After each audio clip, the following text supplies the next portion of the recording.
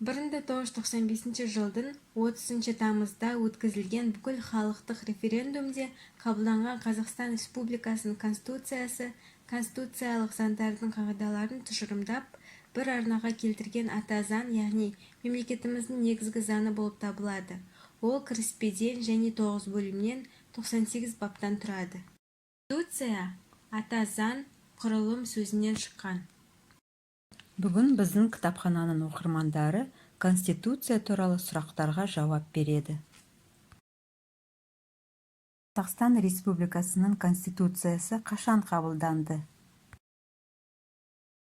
Конституция күні 1995 жылдың 30 тамызында қабылданды.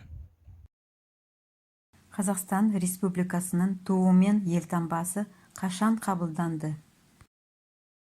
Қазақстан Республикасының туы мен елтаңбасы қашан қабылданды? Қазақстан Республикасының туы мен елтаңбасы 1992 жылдың 4 маусымында қабылданды. Елдің негізгі заңы қалай аталады? Конституция.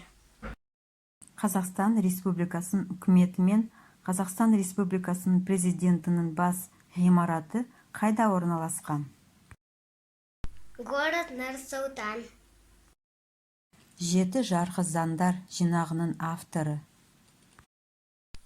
Рауке хан.